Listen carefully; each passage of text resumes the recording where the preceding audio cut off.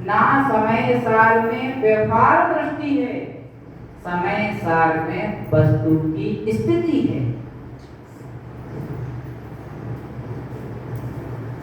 और जो किसी भी नए का आश्रय लेगा वह स्वानुभव नहीं कर पाएगा। नए का आश्रय छोड़ करके ही जीव स्वानुभव कर पाएगा। कुंदन सागर बात जम रही थी,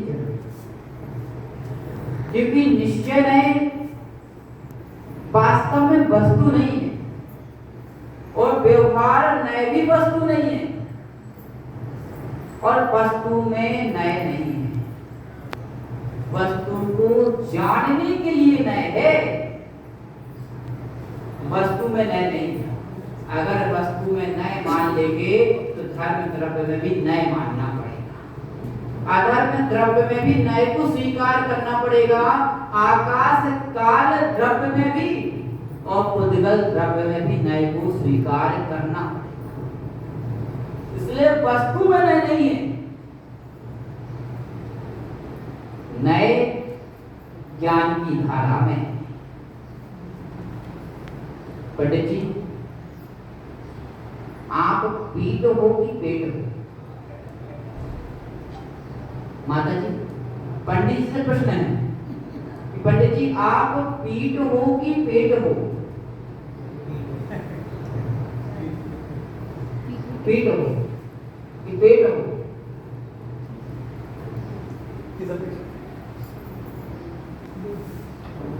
किस अपेक्षा से? आपका शरीर में पीठ है कि नहीं, पेट है कि नहीं? दोनों है ना? आप दोनों हो कि नहीं? दोनों हो। तो आपका छोटा सा बालक है, उसको आपके साथ खेलना है, तो आपको उसने कहा पापा हाथी बनो। क्या बोला? हाथी बनो। तो आप हाथी बनोगे कि नहीं बनोगे? हाथी बन गए। फिर आपके वो कहाँ पे बैठेगा? पीठ पर बैठेगा। अब इधर पर दृष्टि पकड़ना। वास्तव में पंडित जी, व्यवहार दृष्टि और निश्चय दृष्टि की जो व्यवस्था है वो वस्तु व्यवस्था से भिन्न है। वस्तु व्यवस्था में ना निश्चय है ना व्यवहार है। अभी आप वही करोगे ना, बेटा के पेट पर बैठा है, ठीक है, ये डायरी देख रही है मनोज भैया, डायरी देख रही है, डायरी, ये डायरी उल्टी है कि सीधी है? अब सीधी। तो ये डायरी उल्टी है कि सीधी है? डायरी उल्टी है कि सीधी है माता जी? ना उल्टी ना सीधी, जैसा जिसका प्रयोजन है डायरी इसको वैसी दिखती है। ऐसी वस्तु ना निश्चय भूत है ना व्यवहार भूत है। जिसका निश्चय प्रयोजन है उसको निश्चय भूत दिखती है, इसका व्यवहार प्रयोजन है इसको वस्तु व्यवहार भूत दिखती है। वस्तु तो जो है सो है। वस्तु कैसी? वस्तु कैसी? वस्तु जो है सो है। जितना भी छोटे बड़े का व्यवहार है वह सब दृष्टि का व्यवहार है, प्रयोजन का व्यवहार है, वस्तु का व्यवहार नहीं है। वस्तु में ना छोटापन है ना बड़ापन है। जो इस दृष्टि का आश्रय लेगा वही जीव शुद्ध सम्यक दृष्टि कहलाएगा। पंडित जी के बच्चे को हाथी की सवारी करनी थी तो पंडित जी की पीठ प्रयोजन भूत हो गई। पंडित जी प्रयोजन भूत हो गए। वस्तु का जितना भी उपयोग है वो हमारे प्रयोजन पर है। इसलिए लोग कहते हैं, आचार्य मेहसारी महाराज, लोग कहते हैं कि व्यवहार अभूतार्थ है, झूठा है, और निश्चय भूतार्थ है, सत्यार्थ है। परंतु एक एकांतिक दृष्टि है, अनेकांतिक दृष्टि नहीं है। व्यवहार की अपेक्षा से भूतार्थ एवं व्यवहार की अपेक्षा से व्यवहार भूतार्थ ही है, और निश्चय की अपेक्षा से भूतार्थ है। लेकिन जब अस्ति नास्ति की दृष्टि से हम देखते हैं तो व्यवहार निश्चय की अपेक्षा अभूतार्थ है और निश्चय व्यवहार की अपेक्षा से अभूतार्थ है। लेकिन वस्तु ना निश्चय भूत ना व्यवहार, इस समय सारी दृष्टि। क्योंकि जितने भी विकल्प खड़े हो रहे हैं, विवाद खड़े हो रहे हैं, वे दृष्टि के हो रहे हैं। वस्तु में कुछ भी नहीं होगा, जितना भी है सब हमारी दृष्टि में होता है। ज्ञान की धारा में विकल्प चलते हैं, वस्तु में तो कुछ भी नहीं होता, वस्तु में कुछ भी नहीं होता। मनोज आपको 4 नाम एक भी यदि समझ में नहीं आए तब भी सुनते रहे, ठीक है? क्योंकि जड़मती हो सुजान, घिसते रहो तो निशान बन जाता है। ऐसे सुनते रहो दिशा समझ में आ जाता है। आप अकेले नहीं, मनोज भैया तो मात्र नाम लिया है, बाकी सबको ठीक। वस्तु, जो वस्तु के वस्तुत्व को पकड़ेगा वह जीव अपार आनंद में चला जाएगा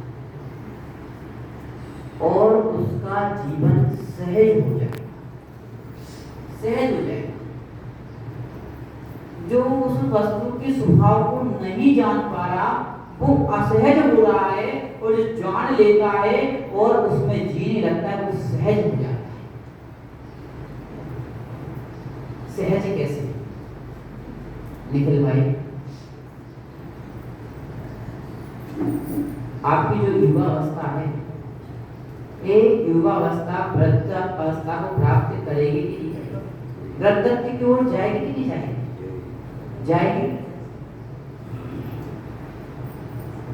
आपने इसको जान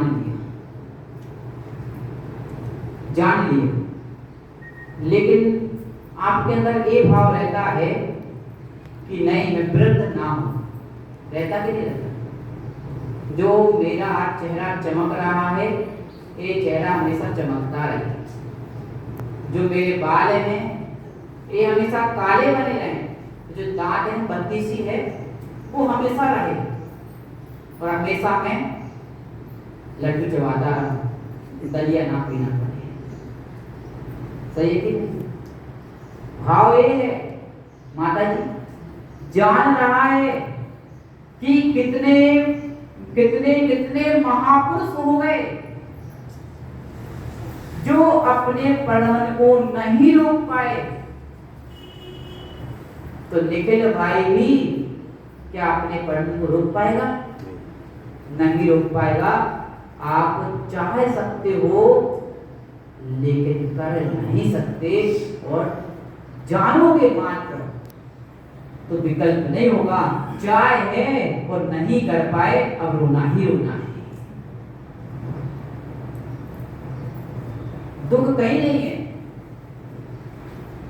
दुख जब ज्ञान दृष्टि के साथ मोह प्रवेश कर जाता है तब दुख प्रारंभ हो जाता है, और ज्ञान दृष्टि के साथ ज्ञान की धारा चलती रहे निरंतर, उसमें मोह का प्रवेश ना हो तो साक्षी भाव ज्ञायक भाव सिद्ध होता है।